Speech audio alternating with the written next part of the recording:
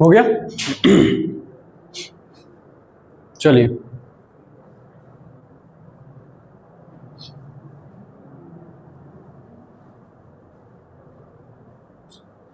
मैं इसको दोबारा लिख लेता हूं। सबने लिख लिया नहीं?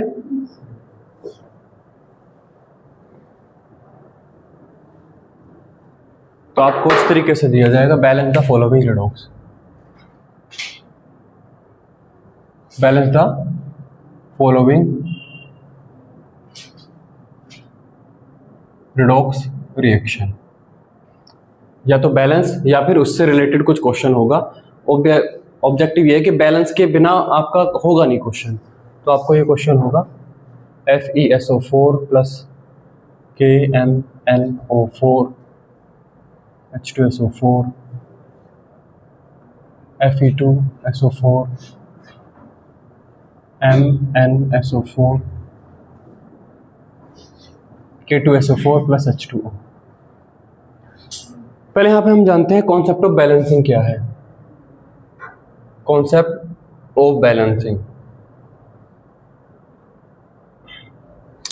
जब आप एटम बैलेंस मेथड से कर रहे थे बैलेंस, तब कॉन्सेप्ट ऑफ बैलेंसिंग क्या था? हाँ, मतलब किसी भी एलिमेंट के जितने एटम लेफ्ट हैंड साइड पे हैं, मतलब रिएक्टेंट साइड में, उतने ही प्रोडक्ट साइड में होंगे। ये था, इसी को पेस बना के आप बैलेंस करते थे।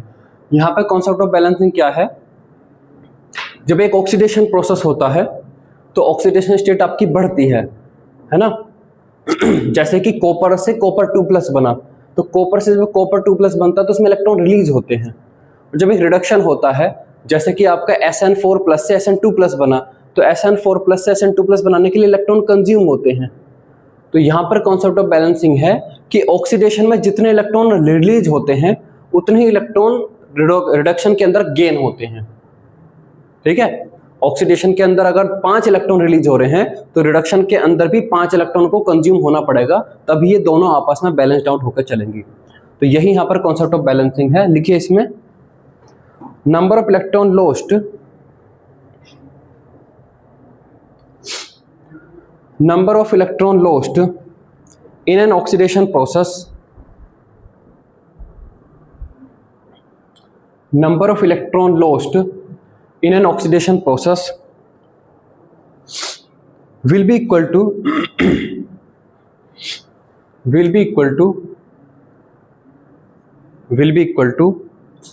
the number of electron gained will be equal to the number of electron gained in reduction process,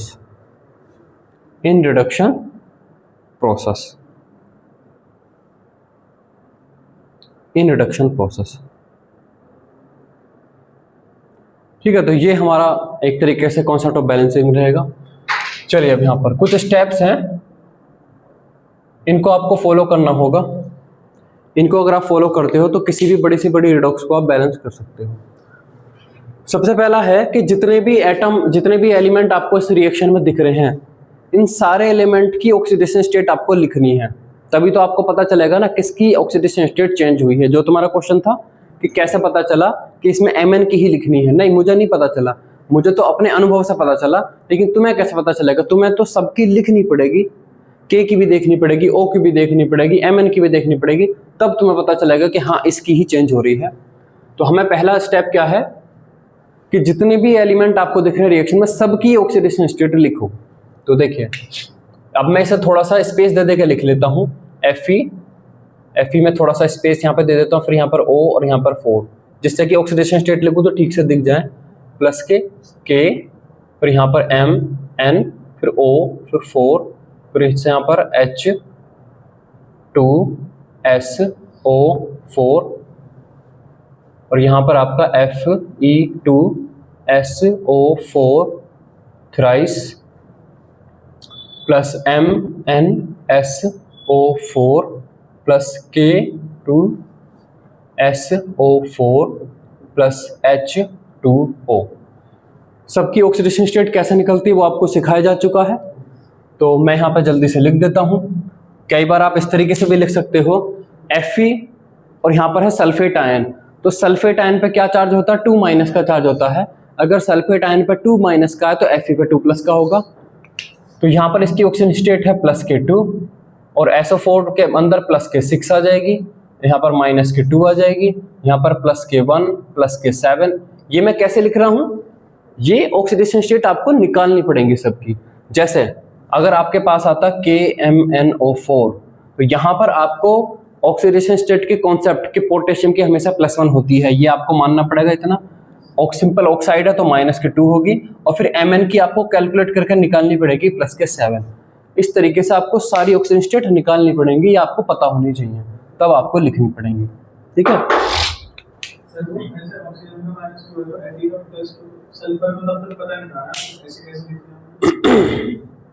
देखिए आपको पता होना चाहिए कि सल्फेट आयन होता है, आपको ये पता होना चाहिए कि सल्फेट आयन होता है भाई, सल्फेट आयन होता है, आपको पता होना चाहिए, है ना। हाँ, जो भी ऑक्सीडेशन स्टेट निकालने के रूल लिखाए हुए हैं सारे रूल 100% काम नहीं करेंगे। अगर आपके मॉलिक्यूल के अंदर 2 एलिमेंट ऐसे आ गए जिनकी नहीं पता तो आपका नहीं होने का। ठीक है, तो वे तो कुछ रूल ऐसे हैं कि आपके काम को आसान कर देते हैं, लेकिन ऑक्सीडेशन स्टेट निकालने के लिए आपको कुछ नॉलेज और भी होनी चाहिए। ठीक है, सल्फेट आयन +2 है, -2 है। ठीक है, ऑक्सीलेट आयन -2 है, ये सब आपको कुछ पता होना चाहिए। क्लास 10 की चीज है तो आपको पता होनी चाहिए, रिक्वायर्ड है थोड़ी सी। ऑक्सीजन की -2 होगी, यहाँ पर आपकी +1 होगी, +6 होगी, -2 होगी। यहाँ पर अगर Fe2SO4 होल थ्राइस है तो Fe की क्या होगी, +3 होगी, है ना, +3 होगी। यहाँ पर आपका +6 होगी, -2 होगी। यहाँ पर आपका +2 होगी, सल्फर की +6, यहाँ पर आपकी -2 होगी। यहाँ पर आपकी +1 होगी, +6, यहाँ पर आपकी -2 होगी। यहाँ पर आपकी +1 होगी और यहाँ पर -2 होगी। सबसे पहला काम आपको ये करना पड़ेगा। ठीक है, स्टेप 2। अब यहाँ पर आता है Spectator ion. Spectator ion, cricket का मैच हो रहा है, ठीक है, 11 खिलाड़ी की एक टीम खेल रही है, मतलब वो फील्डिंग कर रही है, और दूसरी टीम के 2 खिलाड़ी मैदान में, मतलब एक तरीके से मैदान में 13 खिलाड़ी हैं। इन 13 खिलाड़ी के अलावा जो बाकी जो लोग बैठे हैं, जो तालियां बजा रहे हैं, जो हूटिंग कर रहे हैं, अगर वे सारे लोग वहां पर ना हो तब भी मैच होगा या मैच रुक जाएगा। देखो कोई हूटिंग बजाने वाले नहीं, अब हम मैच नहीं खेलेंगे, होगा मैच, तब भी होगा। हूटिंग बजाने वाले, ताली बजाने वाले लोग वहां पर हों चाहे ना हो, मैच ऐसे ही चलता जाएगा। तो वो जो लोग होते हैं ना, उन्हें बोलते हैं स्पेक्टेटर। स्पेक्टेटर का मतलब होता है दर्शक। तो ऐसे यहाँ पर इस रिएक्शन में अगर आप ध्यान से देखो तो कुछ आयन ऐसे हैं जो जस्ट बैठे हैं, रिडक्शन में पार्ट नहीं ले रहे, मतलब ना उनका रिडक्शन हो रहा ना उनका ऑक्सीडेशन हो रहा, उन्हें बोला जाता है स्पेक्टेटर आयन। यहाँ पर देखिए, ये जो पूरा का पूरा सल्फेट आयन है, सल्फर की बात नहीं कर रहा मैं, ना मैं सल्फर की बात कर रहा ना ऑक्सीजन, मैं पूरे सल्फेट आयन की बात कर रहा हूँ। ये पूरा का पूरा सल्फेट आयन जो यहाँ दिख रहा है, जो यहाँ दिख रहा है, जो यहाँ दिख रहा है, जो यहाँ दिख रहा है, जो यहाँ दिख रहा है, क्या कर रहा है ये? क्या इसके किसी भी एटम की ऑक्सीडेशन स्टेट बढ़ या घट रही है? नहीं, ये पूरा का पूरा सल्फेट आयन स्पेक्टेटर आयन है।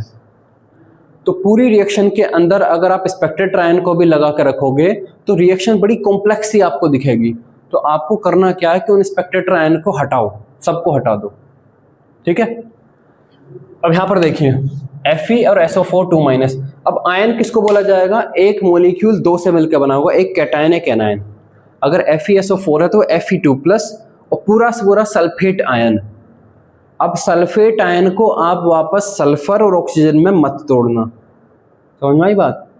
पूरे के पूरे सल्फेट आयन को अगर नहीं चेंज हो रही सल्फर ऑक्सीजन की तो पूरा सल्फेट आयन हटा दो। तो यहाँ पर देखिए पूरा सल्फेट आयन में हटा दूंगा तो आपके पास क्या बचेगा? Fe2+ बचेगा।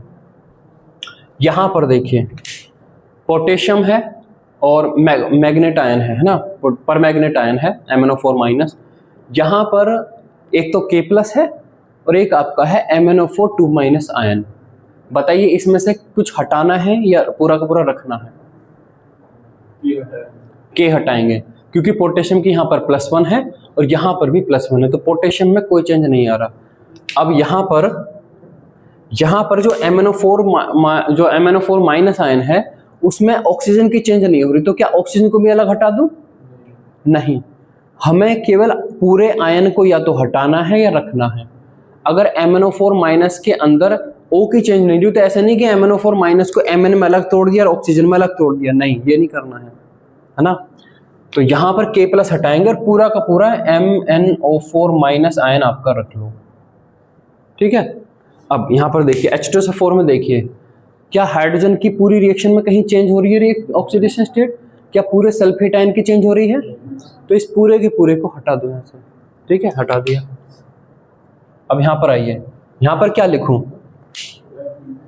Fe3+ लिखूं। Fe3+ में अब आपको यहाँ पर 2 Fe3+ लिखूं या Fe का 2 लिख दूं? कई बार बच्चे क्या करते हैं इसको ऐसे लिख दिया कि देखिए यहाँ पर 2 था ना, आप उसकी टेंशन मत लीजिए, आप केवल ये देखिए कि वो बना किस में है। Fe3+ में बना ना, तो अब आप केवल ये लिखिए कि Fe3+ है, 2 है 3 है वो सब हम बाद में देखेंगे। यहाँ पर क्या लिख दूं? Mn2+ लिख दूं, पूरा सल्फेट आयन हट जाएगा। यहाँ पर पोटेशियम हट जाएगा, सल्फेट आयन हट जाएगा, हाइड्रोजन हट जाएगा, ये हट जाएगा, सब हट गया। आपके पास बचा ये, आपके पास क्या बचा है? ये बचा है, ठीक ठीक है। अब यहाँ पर वो एक चीज और नोट करके लिखते हैं जिसे बच्चे गलतियां करेंगे, इतने साल से हम पढ़ा हूं, गलतियां करते ही करते हैं, है ना। जैसे यहाँ पर है break KMnO4 into K+ and MnO4- ion. वो कह रहा है कि KMnO4 को अगर आपको तोड़ना है तो K+ और MnO4- आयन में तोड़ो। Never break them into like K+ अलग तोड़ दिया, Mn+7 अलग तोड़ दिया और यहाँ पर जो है ऑक्सीजन 2- अलग तोड़ दिया। ये काम आपको नहीं करना, प्लीज ये काम नहीं करना है। यहाँ पे बैठे हुए जो भी 8-7 जो भी बालक हैं उनमें से 2-3 बालक ऐसा करेंगे, मैं बता रहा हूँ ऐसा करेंगे, इसलिए मैं बता रहा हूँ कि ये काम नहीं करना, ठीक है। चलिए उसके बाद आप यहाँ पे क्या है, स्टेप 3 देखिए। अब स्टेप 3 यहाँ पर क्या है? Write down oxidation reduction separately, है ना। राइट डाउन ऑक्सीडेशन को ऑक्सीडी लिख देता हूं एंड रिडक्शन सेपरेटली। जो भी ऑक्सीडेशन रिडक्शन हो रहा है उसे सेपरेटली लिखो। तो यहाँ पर देखिए ऑक्सीडेशन OXD लिख देता हूं, रिडक्शन के लिए RED लिख देता हूं। बताइए Fe2+ से Fe3+ बन रहा है, ये ऑक्सीडेशन में लिखूं या रिडक्शन में? ऑक्सीडेशन में, है ना। तो आपको लिखना है Fe2+ और उससे आपको लिख देना है आपका Fe3+, ये लिख दिया। अब रिडक्शन में MnO4 यहाँ पर +7 है तो +7 से +2, तो यहाँ पर हम लिख देंगे MnO4- +7 है और +7 से आपका यहाँ पे क्या लिख देंगे? Mn2+ लिख देंगे, ठीक है। ये हो गया स्टेप। अब अगला स्टेप यहाँ पर क्या है? अगला स्टेप यहाँ पे देखिए स्टेप 4 में कहता है कि उन एटम को बैलेंस कर दो जिनकी ऑक्सीडेशन स्टेट चेंज हो रही है, केवल उनको लिए, है ना। Balance only balance only those atoms whose oxidation state is changing, जिनकी ऑक्सीजन स्टेट चेंज हो रही है। तो ऑक्सीडेशन रिडक्शन, चलिए Fe2+ से बन रहा है Fe3+, Fe2+ Fe की चेंज हो रही है, तो क्या Fe बैलेंस है पहले से या बैलेंस करना है कुछ? नहीं, Fe तो इधर एक एटम है, इधर एक एटम है, क्या ऐसा बैलेंस करना है?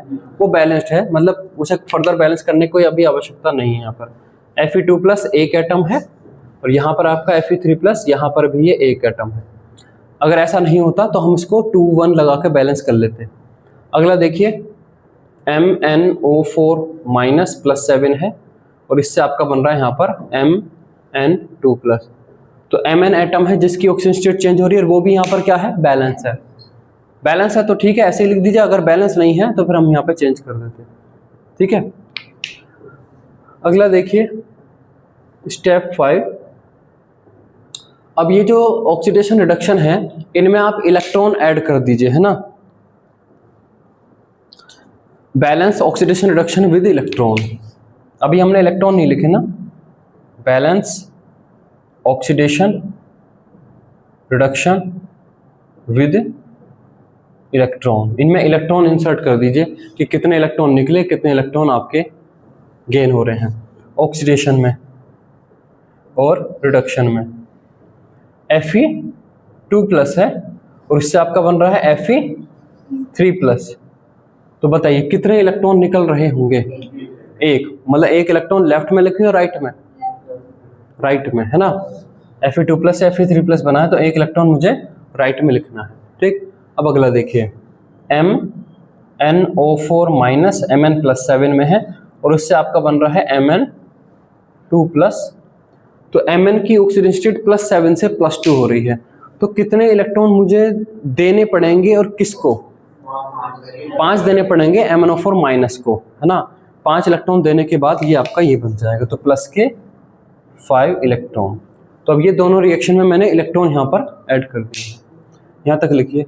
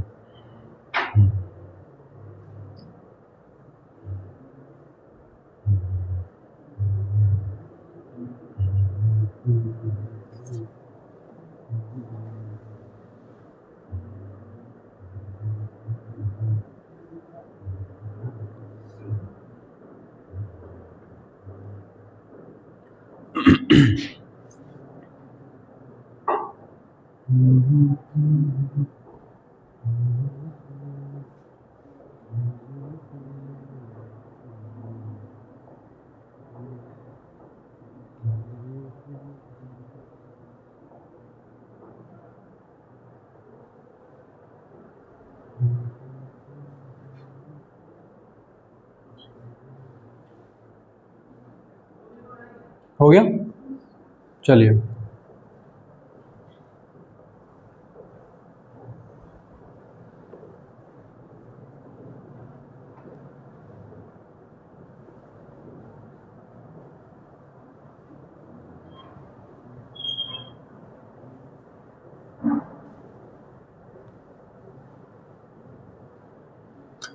अब अगला स्टेप देखिए, स्टेप नंबर ये है कौन सा, 6।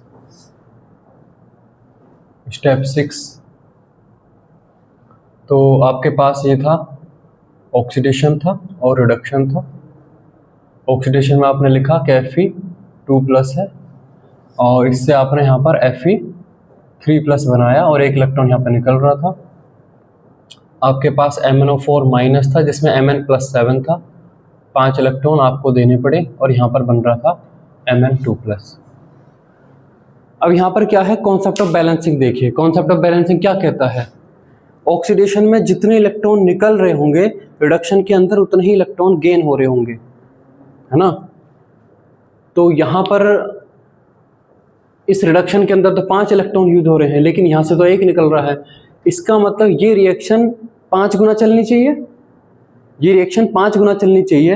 दैट मीन्स यहाँ पे इस पूरी रिएक्शन में 5 times of Fe2+ gives A 5 times of Fe3+ plus 5 electron, ऐसा होना चाहिए। तो इसका मतलब दोनों रिएक्शन में हमें मल्टीप्लाइंग फैक्टर इंसर्ट करना पड़ेगा। उस मल्टीप्लाइंग फैक्टर से दोनों रिएक्शन में नंबर ऑफ इलेक्ट्रॉन आपके बैलेंस हो जाएंगे। ये काम हमें करना पड़ेगा। तो इसमें लिखिए, स्टेप 6 में लिखिए multiply both reaction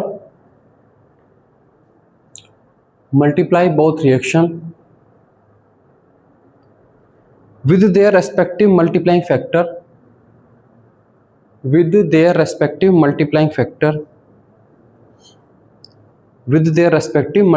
factor which balance the electron which balance the electron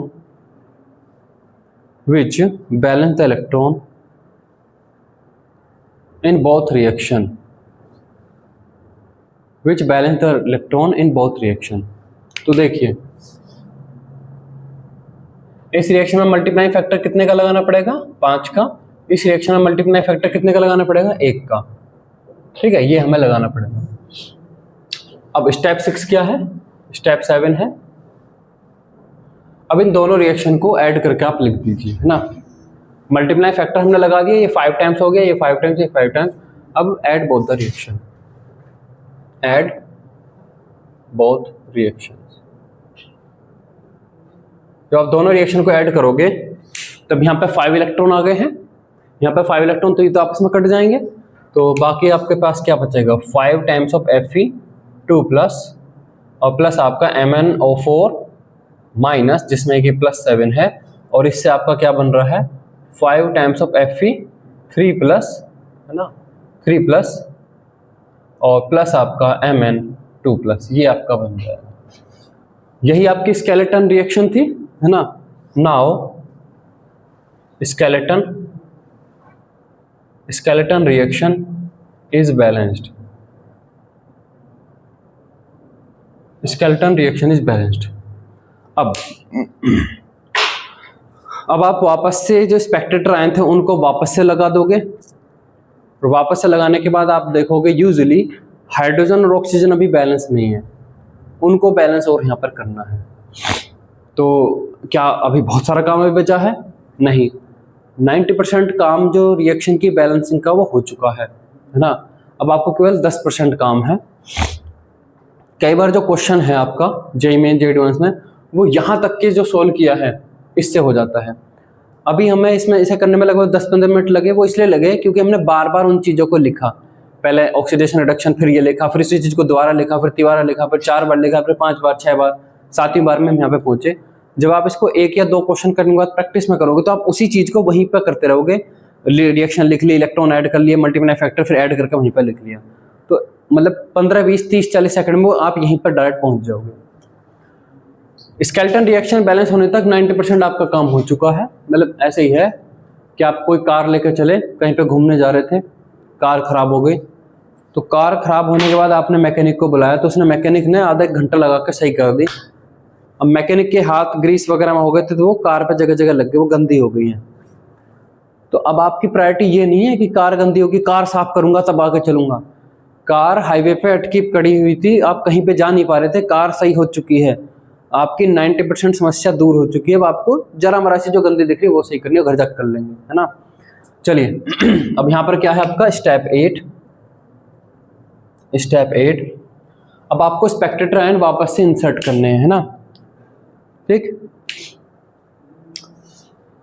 हाँ 1 मिनट अभी अब आपको यहाँ पर वो ये बैलेंस करने हैं।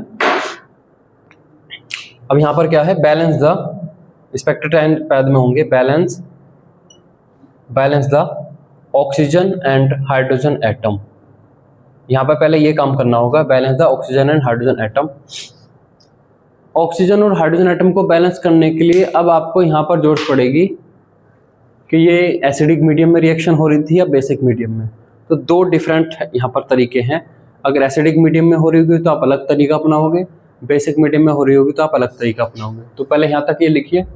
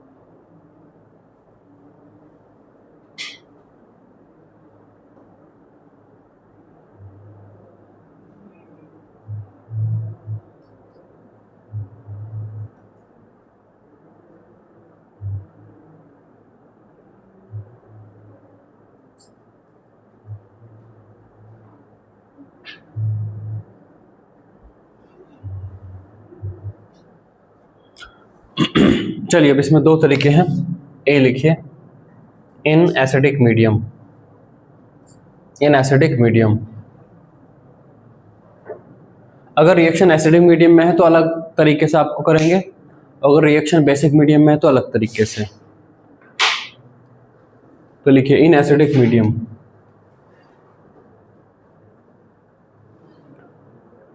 तो इसमें लिखिए for each one excess O atom, for each one excess O atom,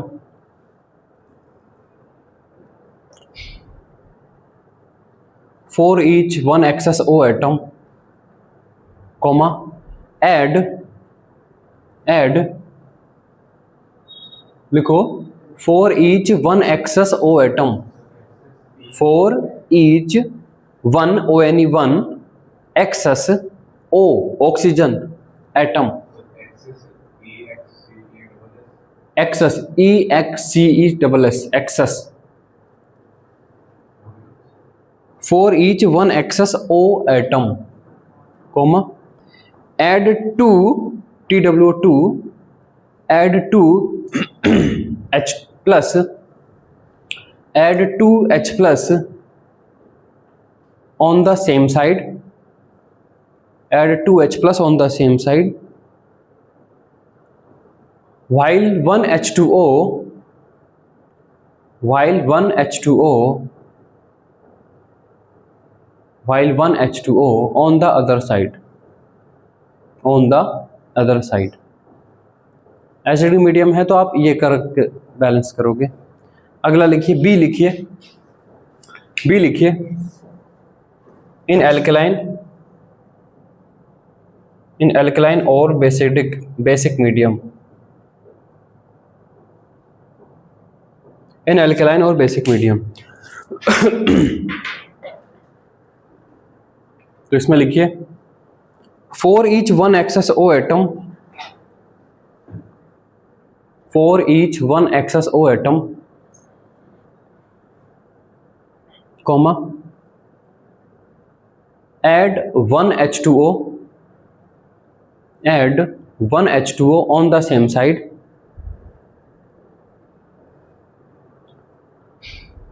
add 1H2O on the same side, while 2OH minus, 2 times of OH minus on the other side, on the other side। ठीक है, और यहीं पर note करके और लिखिए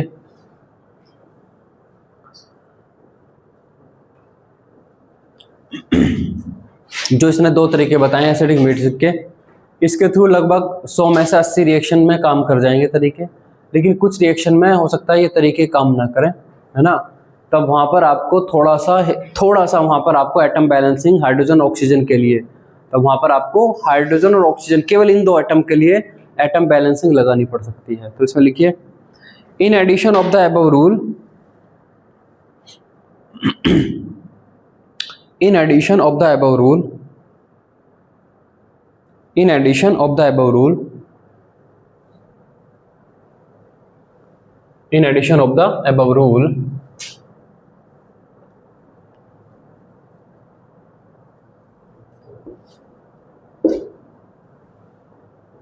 above rule, some tricks are also applied, some tricks are also applied in some typical cases, in some typical cases for balancing O and H, for balancing O and H, for balancing O and H। ठीक है, चलिए आप यहीं पे आइए। यहाँ पर हमें देखिए लेफ्ट हैंड साइड में क्या आपको ऑक्सीजन एटम दिख रहे हैं, MnO4 माइनस के पास है, यहाँ पे है ही नहीं। तो लेफ्ट हैंड साइड में कितने ऑक्सीजन एटम हैं, और मतलब कितने ऑक्सीजन एटम एक्स्ट्रा हैं, 4 एटम एक्स्ट्रा हैं।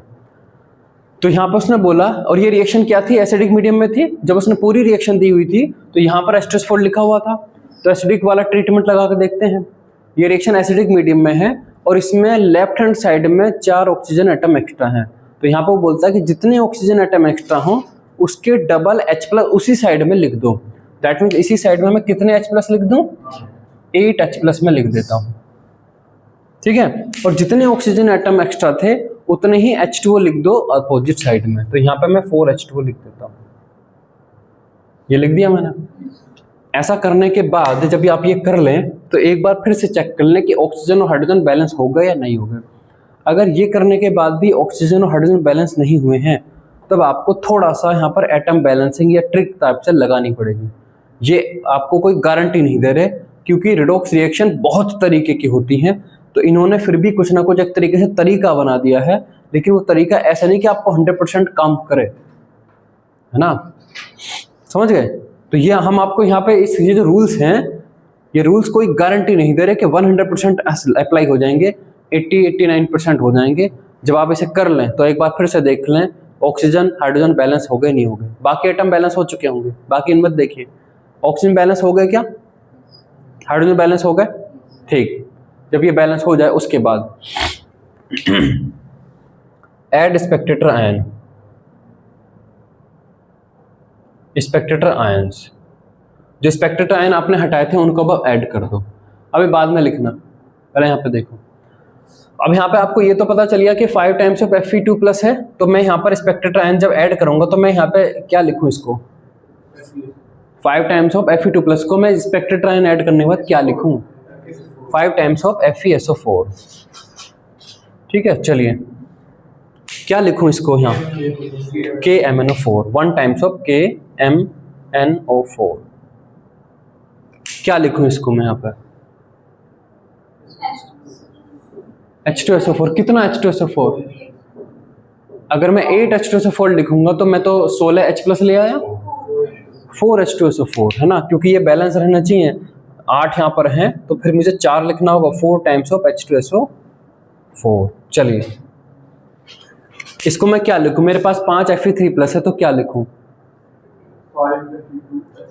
5 Fe2SO4 थ्राइस अगर मैं लिखूंगा तो मैं 10 Fe3+ ले आया ना, तो क्या लिखूं 5/2 और Fe2SO4 होल थ्राइस, ये लिखूंगा, प्लस क्या लिखूं इसके लिए MnSO4,